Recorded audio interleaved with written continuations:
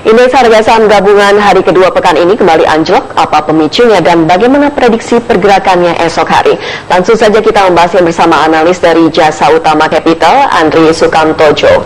Selamat malam Pak Andri. Selamat malam. Maksud kami Choi ya? Iya. Oke Pak Andri, ini tidak seperti minggu lalu IHSG begitu menguat karena euforia Jokowi. Tapi hari ini IHSG anjlok 70 poin.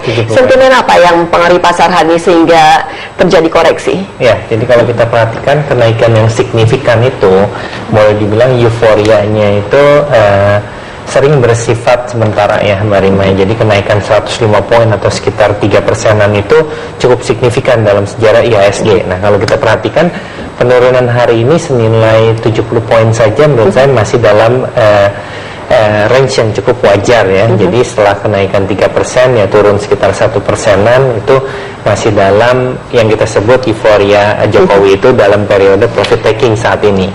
Tapi memang kalau kita perhatikan bagaimana nanti tren IHSG ke depannya itu memang sudah diindikasikan secara teknis dengan volume transaksi kemarin yang cukup signifikan ya ketika kenaikan mencapai angka 3% tersebut. Transaksi itu mencapai lebih dari 10 triliun ya, kurang lebih di angka 15-an triliun, tapi di situ termasuk ada transaksi crossing di dalamnya. Nah, kalau kita perhatikan memang kenaikan ini secara teknis saya prediksi ke depannya masih akan berlanjut. Tapi kenaikan-kenaikan ini memang harus diselingi dengan koreksi atau yang kita sebut dalam teori teknikal itu retrace dulu dalam range yang masih cukup wajar. Nah nanti kita perhatikan seberapa dalamkah penurunan ini. Tapi kenaikan ini pun bukan berarti akan terus naik terus tanpa ada istirahatnya atau tadi yang kita sebut retracement. Jadi tidak mungkin naik terus, pasti ada istirahatnya begitu. Betul, ya Pak Andri ya. Oke, tapi penyusunan bobot IHSG ini tidak terlalu drastis karena tertahan oleh aksi beli investor asing. Analisa Anda bagaimana? Ya, jadi asing sendiri mungkin melihat dengan euforia atau mewakilinya Jokowi dari partai disetujuinya Jokowi ya untuk mewakili partai PDIP Perjuangan.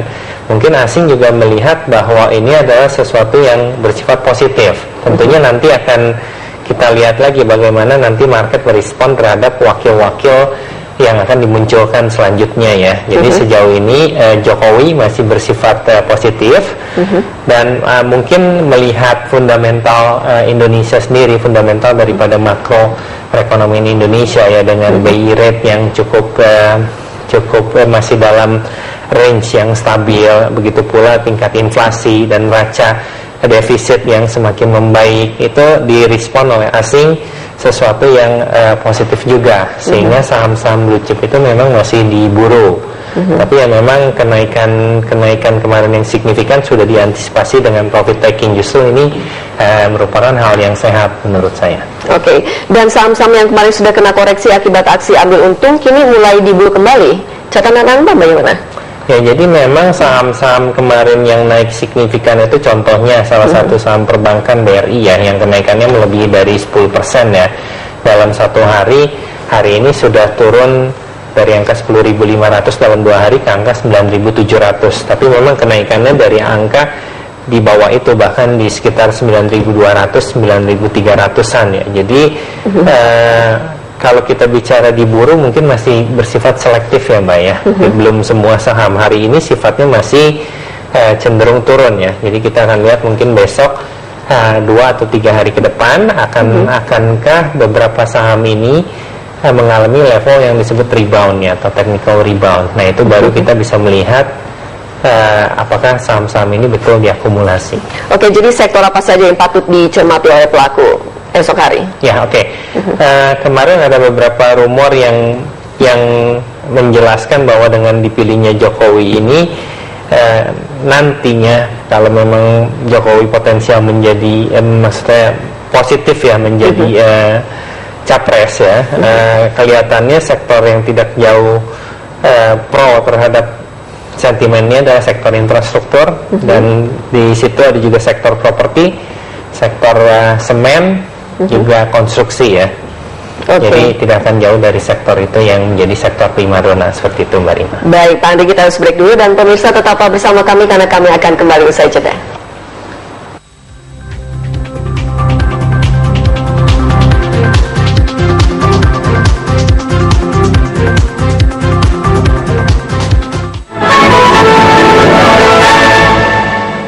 Promo Kuta hadir dengan konsep desain yang menarik serta menawarkan kenyamanan berbelanja bagi Anda. Dengan konsep mall yang indah dan unik, Promo Kuta menjadi daya tarik bagi setiap pengunjung yang datang. Serta dapatkan penawaran spesial dari berbagai merek terkemuka. Nikmati juga suasana di Sunken Plaza yang menghadirkan pengalaman bersantai ala al fresco bersama kerabat tercinta. Kunjungi Promo Kuta dan nikmati pengalaman berbelanja yang berbeda. Awali hari Anda bersama kami. Halo, selamat pagi pemirsa. Informasi pilihan akan kami hadirkan. Jurnal Pagi, sumber informasi dan referensi Anda di pagi hari. Sampai saat ini memang belum ada aktivitas berita dari Selon dan mereka menjual saham mereka. Jokowi ini merupakan yang paling populer di sosial media. Kedua tersangka yang diduga memberi suap kepada Rudy-Rudian Dini. Jurnal Pagi, setiap hari jam 6 pagi, hanya di Berita 1.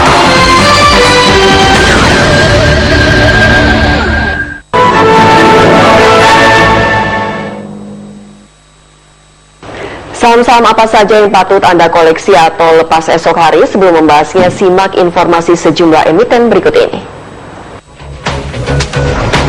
PT Indosemen Tunggal Prakarsa Tbk INTP telah menaikkan harga jual semen pada 2014 akibat dari lemahnya nilai tukar rupiah terhadap dolar Amerika. INTP juga menganggarkan capital expenditure atau CAPEX pada 2014 sebesar 4,5 triliun rupiah. Sementara laba bersih 2013 tercatat 5,01 triliun rupiah.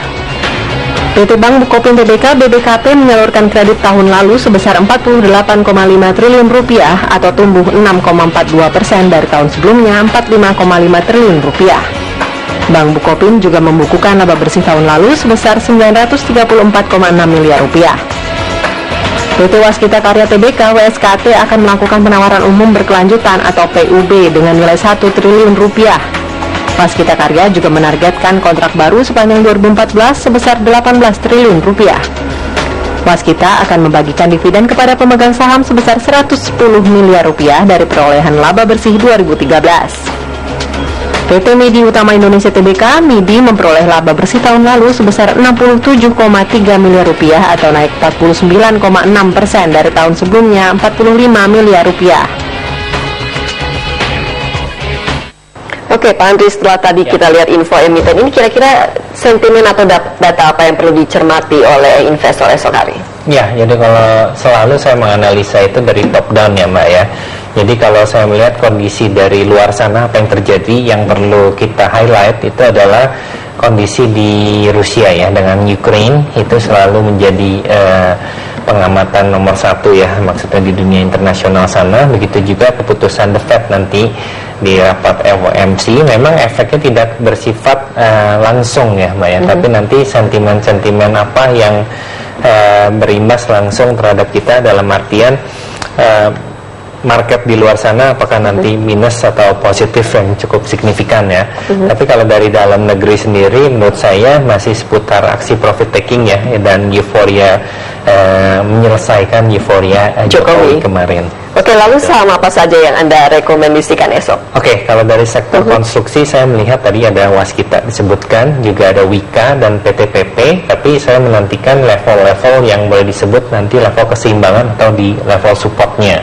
Nah, jadi mungkin untuk investor di rumah mungkin bisa melakukan portfolio manajemennya, porsinya diatur itu untuk di level yang sudah kira-kira nanti cukup baik untuk melakukan aksi beli seperti itu Mbak Rima. Jadi kalau dari sektor semen juga ada INTP dan Semen Gresik, kemudian dari sektor pertambangan ada Aneka Tambang dan Timah yang cukup menarik untuk diperhatikan.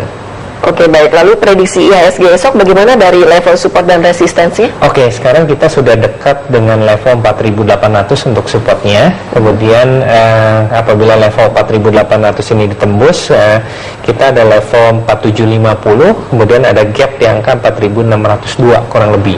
Dengan resisten di 4.900 sampai 4.950. Kemudian di angka psikologis 5.000.